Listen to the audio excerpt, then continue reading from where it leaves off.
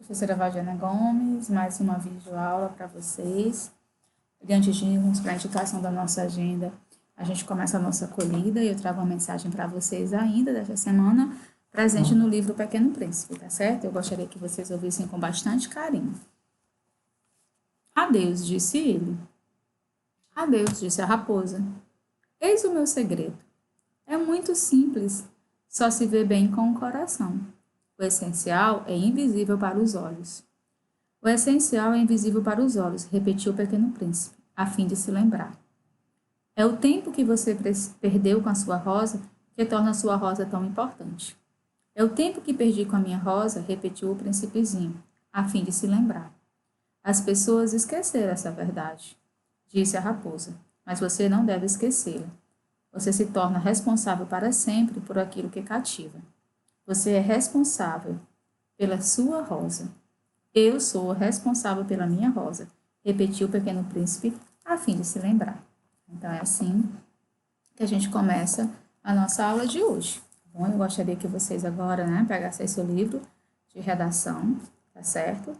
Para que a gente faça a nossa indicação da agenda. E a gente começa com a correção da página 153 a 157. Mas antes, vamos dar uma breve lida, no texto aí presente. Nesse capítulo, você vai ler uma parte do Diário de Anne Frank, muito interessante, pessoal, super recomendo a leitura, que vivenciou a Segunda Guerra Mundial. Você já ouviu falar desse conflito? Segunda Guerra Mundial, 1939-1945. Na década de 1930, muitos países enfrentavam situações de pobreza, desemprego e insegurança. Nesse momento, surgiram ideologias que defendiam a expansão territorial e o combate às minorias, vistas como prejudiciais ao crescimento da nação. Alemanha, Itália e Japão foram países que aderiram a esse pensamento e, em 1940, oficializaram o grupo conhecido como o Eixo.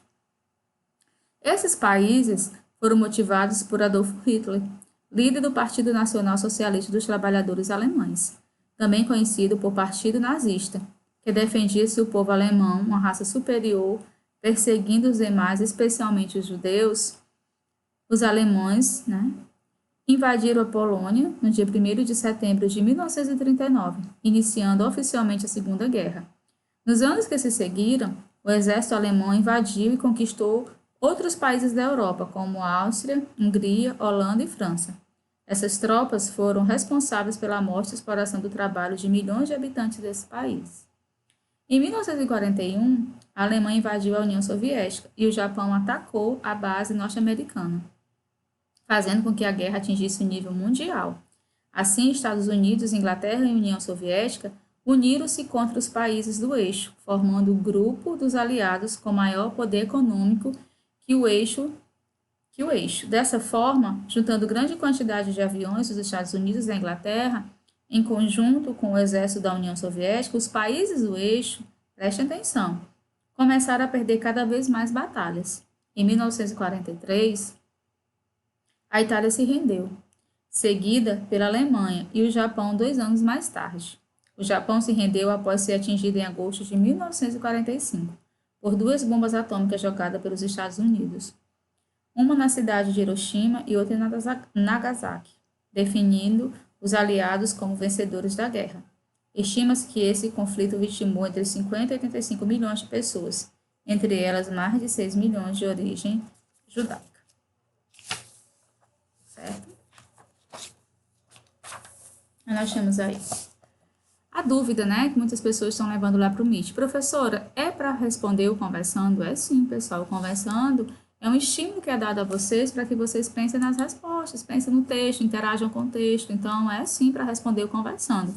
Eu não preciso obrigatoriamente copiar as perguntas, mas teve um aluno que me perguntou, professora, eu acho que o meu caderno fica melhor organizado quando eu copio as perguntas. Fique à vontade. A orientação é apenas que respondam de maneira bem organizada.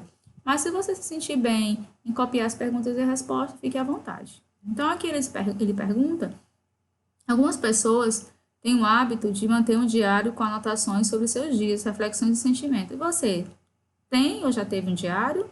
Eu já tive vários. Em sua opinião, por que as pessoas escrevem diários?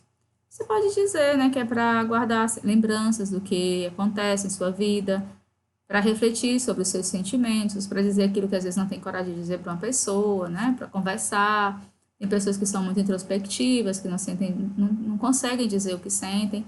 Então escreve que já vai aliviando, né? Além dos diários, de que outras formas podemos registrar nossos sentimentos? A gente pode colocar lá nos diários virtuais, como os blogs, ou vídeos e guardar áudios, né? Olha aí. E a seguir o trecho do diário de Anne Frank. Descubra como ela se sentia diante da Segunda Guerra Mundial. Olha aí. Hoje só tenho notícias tristes e deprimentes. Nossos muitos amigos e conhecidos judeus estão sendo levados aos montes. A Gestapo aí era a polícia secreta alemã, tá certo? Responsável por investigar, torturar e prender opositores ao regime nazista. Sua principal função era reprimir movimentos sociais e partidos clandestinos que pudessem ameaçar o governo. A Gestapo está tratando todos ele muito mal e transportando em vagões de gado para Westerbork, o grande campo em Grant, para onde estão mandando todos os judeus. Rip falou que alguém que conseguiu escapar de lá deve ser terrível. As pessoas não têm praticamente nada para comer e menos ainda para beber, já que só existe água 1 hora por dia. E há somente um banheiro e uma pia para várias milhares de pessoas. Homens e mulheres dormem no mesmo cômodo e as mulheres e as crianças costumam ter as cabeças raspadas. Fugir é quase impossível. Muitas pessoas têm aparência de judias e são marcadas pela cabeça raspada. Se está tão ruim na Holanda, como estará nos lugares distantes e pouco civilizados? Para onde os alemães os estão mandando? Acreditamos que a maioria está sendo assassinada. A rádio inglesa diz que eles estão sendo mortos por gás. Talvez seja o modo mais rápido de morrer. Estou me sentindo péssimo. Os relatos de MIP faz todos esses horrores são muito angustiantes e MIP também está muito atormentada. Outro dia, por exemplo, os guardas da Gestapo largaram uma velha judia aleijada na porta do MIP, enquanto saíam para procurar um carro. A velha estava aterrorizada, com os faróis antiaéreos e os canhões atirando nos aviões ingleses lá em cima. Mas MIP não teve coragem de levá-la para dentro. Os alemães são bem generosos quando se trata de punição. Anne Frank, jovem alemã de origem judaica, foi uma das vítimas da Segunda Guerra Mundial. Durante o conflito, escondida com a família numa dependência secreta de uma casa em Amsterdã, na Holanda, Anne escreve um diário, onde relata seu cotidiano e sua visão de guerra. Posteriormente, Anne presenciou os horrores do campo de concentração e morreu poucos meses antes do fim da guerra. Em 1947, seu diário foi publicado pela primeira vez, traduzido em inúmeras línguas e com incontáveis edições. Tornou-se um dos livros mais lidos e conhecidos no mundo, permitindo que conheçamos um pouco sobre a vida de Anne em meio a esse triste evento da história da humanidade. Continuando, a leitura lá da página 154. Bibi também anda muito quieta, seu namorado está sendo mandado para a Alemanha. Todas as vezes que os aviões passam lá em cima, ela tem medo de que eles soltem a carga de bombas na cabeça de Bertus. Piada como não se preocupe, não podem cair todos sobre ele, ou basta apenas uma bomba. Não cabe nessa situação. Bertus não é o único que está sendo forçado a trabalhar na Alemanha. Trens carregados de jovens partem todos os dias. Alguns tentam fugir quando o trem para numa estação pequena, mas somente uns poucos conseguem escapar sem serem percebidos e encontrar um esconderijo. Mas esse não é o fim das minhas lamentações. Você já ouviu a palavra refém? É a punição definida para os sabotadores. É a coisa mais horrível que você pode imaginar. Cidadãos importantes, gente inocente, são levados como prisioneiros para esperar a execução. Se a Gestapo não conseguir encontrar o sabotador, eles simplesmente pegam 5 reféns e os colocam em fila diante de um muro. Você lê o anúncio da morte deles no jornal, onde são citados como acidentes fatais. Excelentes espécimes de humanidade, esses alemães. E pensar que, na verdade, sou um deles. Não, isso não é verdade. Hitler retirou nossas nacionalidades há muito tempo. E, além disso, não há maiores inimigos na Terra do que alemães e judeus. Então, a gente fica aí, com esse texto, que não tem como tocar a gente, sua Anne, fortemente, né? A guerra passou, mas ela deixou efeitos devastadores, tá bom? Então, aí na primeira questão, quais são os sentimentos a leitura desse texto causou em você, né? De angústia, de tristeza, de gratidão por a gente viver esse tempo, embora a gente esteja num tempo difícil da pandemia, mas graças a Deus a gente consegue estar em casa e não tem ninguém nos maltratando, né? Uma notícia motivou a escrita dessa página no diário de Anne Frank. Que acontecimento foi esse? O fato, né, da Gestapo, da polícia, estar levando vários judeus, né, amigos. Como Anne retrata a forma como os alemães estavam tratando os judeus no campo de concentração, e os dormitórios e as condições de alimentação e higiene eram desumanas. Diante da guerra, que sentimentos Anne expressa em seu diário? Tristeza, pessimismo, revolta. Né? Com base nas informações sobre o Holocausto apresentadas no início da página 156, Anne tinha razão sobre o que estava acontecendo com os judeus?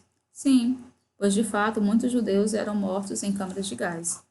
No trecho do relato, que Anne Frank conta sobre o que acontecia quando alguém tentava ajudar um judeu, Anne conta que os alemães eram muito rigorosos com quem ajudava os judeus, sugerindo que essas pessoas eram severamente castigadas. Quando a Gestapo não conseguia descobrir um sabotador, ela castigava pessoas inocentes. De que forma isso era feito? Eles matavam 5 reféns inocentes expostos em uma fileira no muro. Né? Para fazer referência a isso, Anne diz que os alemães empregavam no obituário a expressão acidentes fatais. O que isso revela sobre a forma como os alemães puniam esses inocentes? Revela que não admitia a crueldade com que os executavam, empregando para isso uma expressão que suavizava essa crueldade, ou seja, o eufemismo, acidentes fatais. Então, a gente termina aí, e a gente deixa como indicação, tá certo? A 158 a 169, e a gente volta com a correção na próxima aula, tá certo? Mas antes disso, né, vamos relembrar aí um pouco a estrutura do gênero textual diário íntimo, que é o testemunho do cotidiano de alguém, por vezes com alguma interrupção que fixa através da escrita, fatos, desejos, emoções. É uma ação repetitiva, cada dia corresponde a um registro de situações e sentimentos diferentes, é identificado pela respectiva data. O autor dirige seu diário como confidente, querido diário, e são sempre ordenados por tempo cronológico do dia que ocorre, né, da ocorrência do fato. O protagonista é o narrador, são as mesmas entidades, o discurso é livre, é subjetivo, a narração é descontínua, precisa ter uma ordem, você vai escrevendo à medida que você vai lembrando. Né? Existe o pessoal, íntimo, apenas a seu autor, e de ficção, né? Que senão você trata de um gênero genuíno. A preocupação com a linguagem é muito maior, também pode ser considerada uma obra literária, mas de informações. Aí você vai resolver aí a 158 até a 164, tá bom? E a gente começa a próxima aula com a correção. Deixo vocês com um abraço carinhoso e até a nossa próxima videoaula.